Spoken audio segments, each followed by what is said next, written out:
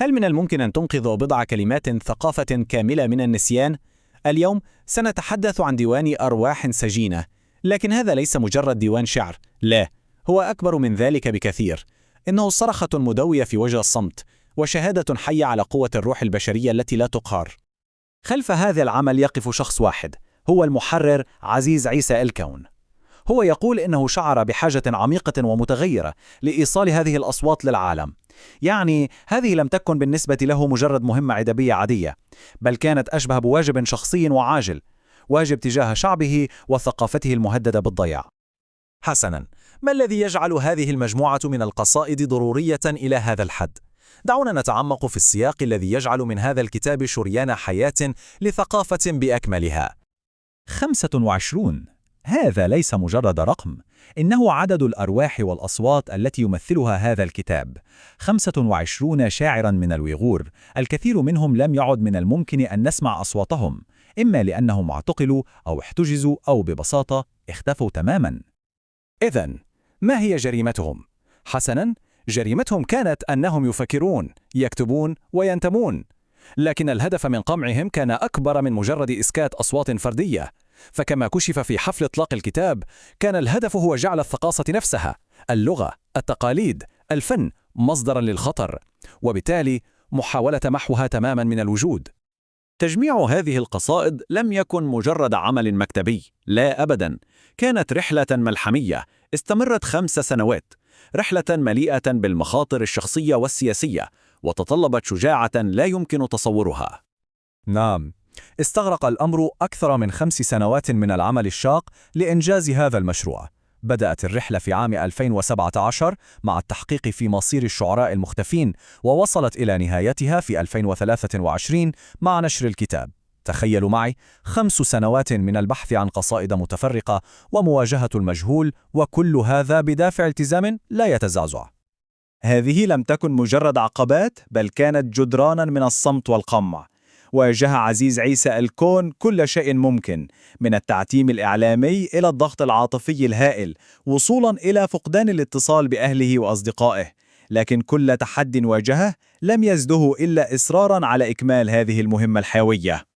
ولكن في مواجهة كل هذا، ما الذي يمكن أن يفعله كتاب واحد حقاً؟ هل يمكن للكلمات المطبوعة أن تخترق جدران الصمت هذه؟ دعونا نرى. لنأخذ قصة متحف سافيسكي كمثال.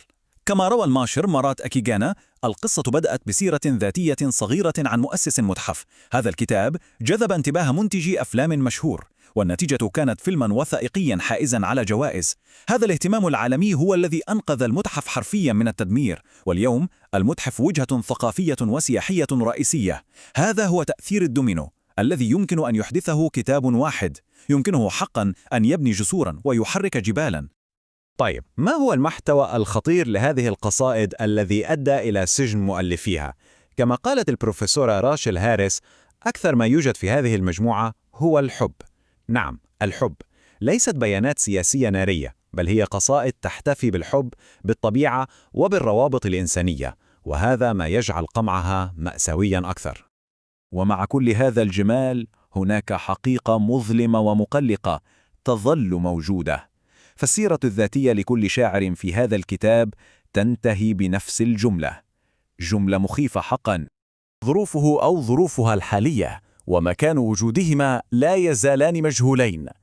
هذه الكلمات تطارد القارئ وتظل تذكرة مؤلمة بالفجوة الهائلة بين جمال إبداعاتهم والغموض الوحشي الذي يحيط بمصيرهم. في مواجهة هذا المجهول، يصبح الكتاب أكثر من مجرد أرشيف. إنه يتحول إلى فعل شهادة أخلاقي، دعوة للعالم ليس فقط للقراءة، بل للاستماع والشهادة. حتى من وراء جدران السجون تستمر أصواتهم في الوصول إلينا. هذه الكلمات التي هربت من قصيدة بعنوان بلا اسم هي شهادة قوية على الصمود المذهل والأمل الذي يرفض أن يموت حتى في أحلك الظروف.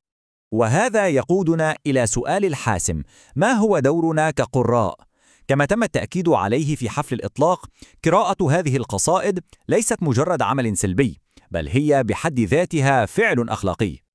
بعبارة أخرى، وكما قال دولكون عيسى رئيس المؤتمر العالمي للإيغور، أن تستمع هو أن تشهد، وأن تشاركها هو أن تحمي الذاكرة. يعني من خلال التفاعل مع هذه القصائد نحن نتحدى بشكل فعال الصمت الذي يهدف إلى محو هؤلاء الشعراء ومحو ذاكرتهم. إذن ونحن نختتم رحلتنا مع أرواح سجينة، يبقى سؤال واحد يتردد صداه عندما يخرج الصوت: إلى أي مدى يمكن أن يصل صداه؟ ربما الإجابة تكمن في أيدينا نحن.